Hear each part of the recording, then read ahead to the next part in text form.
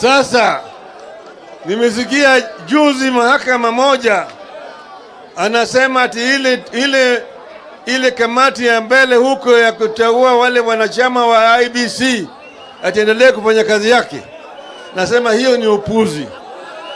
Ni upuzi. Raila Odinga's dialogue report is officially dead in the waters. I personally and a majority of people following this channel were totally against that particular report, simply because it was not addressing the issues affecting millions and millions of Kenyans, like the cost of living. But this particular report was largely addressing selfish political interest of certain individuals, certain politicians. And I will still explain to you in this analysis the secret truth behind this. Azimio supporters and leaders were totally proposing that report to support Raila Amolo Odinga, who had stopped the demonstrations across the country so that he can give room for the talks. And I was reading this article here. Let me just show you. It says that why Raila Odinga and President William Ruto talks stand on shaky grounds. It proceeds to say that the bipartisan team talks reports stands on shaky grounds following a High Court pronouncement that the process was not anchored in law. Therefore, legal experts says that the pronouncement by Justice Mugure Dande provides the fertile grounds for any petitioner to go to court to have the whole process declared unconstitutional. Meaning, even if I go to court today to challenge the dialogue report, there is a high possibility that the whole National Dialogue Committee report will be declared null, unconstitutional, and void. So let us wait and see how things will turn out to be.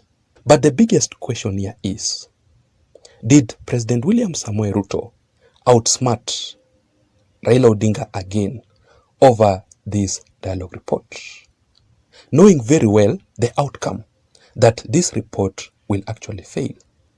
The reason as to why I'm asking this question is that majority of the issues that were raised by Azimio and discussed in this report were all about Raila Odinga's own personal political interest ahead of the 2027 general elections. And I will give you the examples about all this.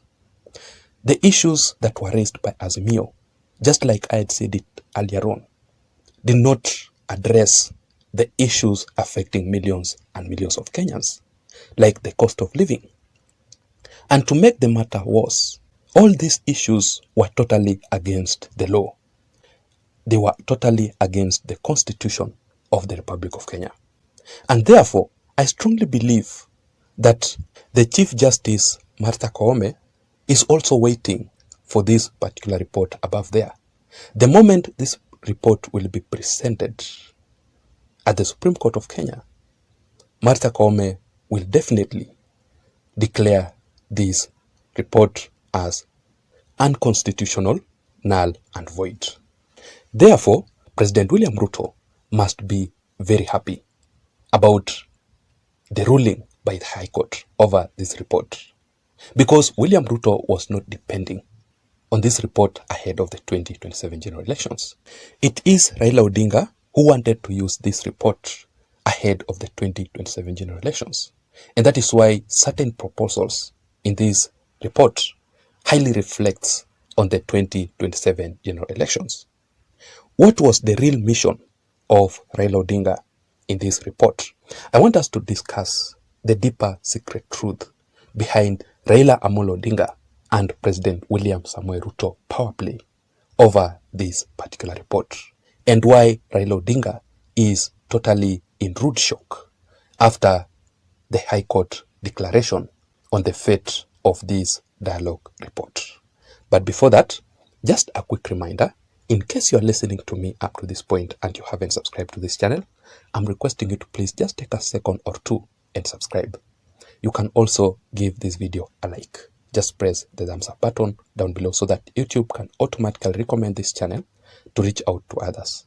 To my returning subscribers also, I want to appreciate you for your continued support, because without your support, this channel cannot be where it is, and that is why I don't take your support for granted. You can also activate all the notifications in this channel so that every time I upload a video here, immediately YouTube will automatically send you the notifications. And you can do that by simply pressing the notification bell in this channel. Having said that, now let us go straight into the details. What was Raila Odinga's secret political mission behind this dialogue report ahead of the 2027 general elections? Number one, the reconstitution of the IEBC. Raila Odinga, through the bipartisan talks, he was demanding that he must also be included in the recruitment of the new IEBC officials. And remember that on the recruitment of the new IEBC officials, the Constitution of the Republic of Kenya must be followed.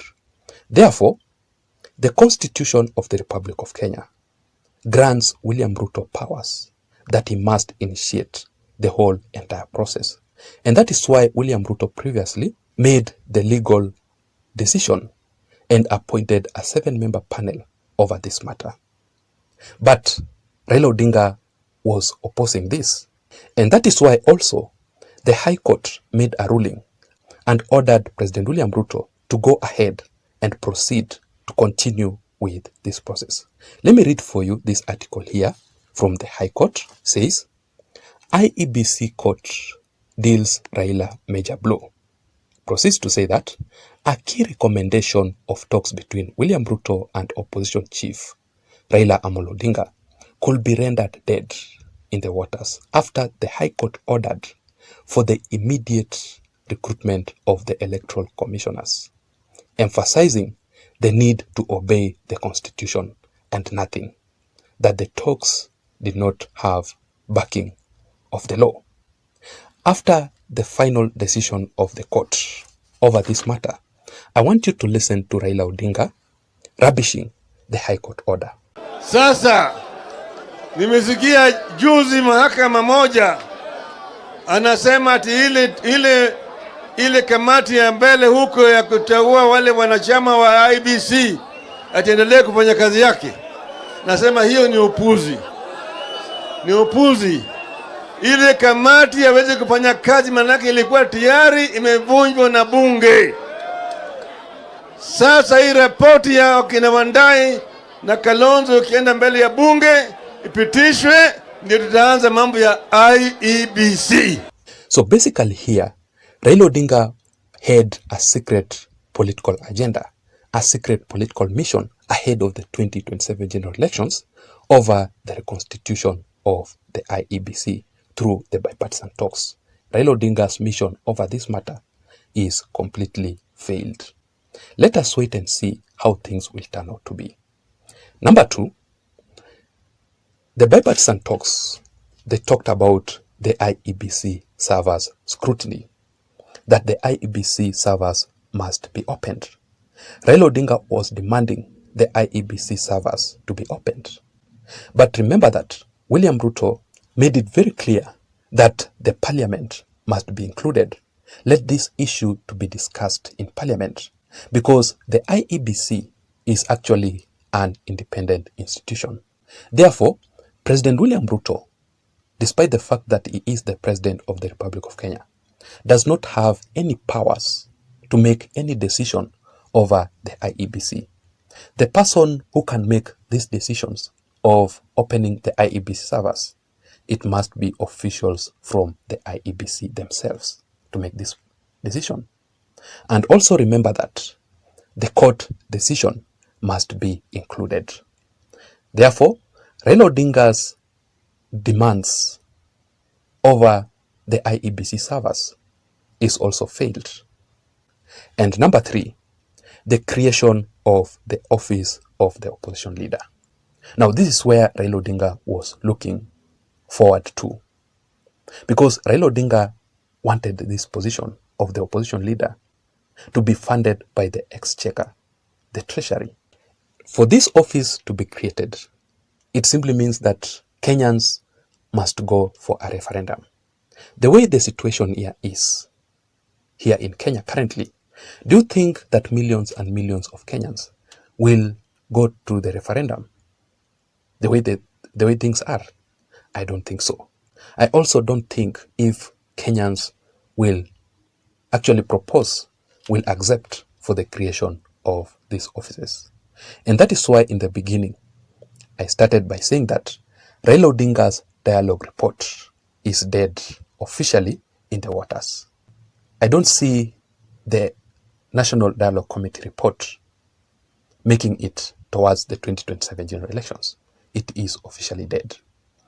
I don't know what you think. I also want to know your thoughts, your views, and your opinions over this matter in the comment section down below. Please don't forget to subscribe to this channel. Let me see you again in my next analysis. My name is Jason. Bye-bye.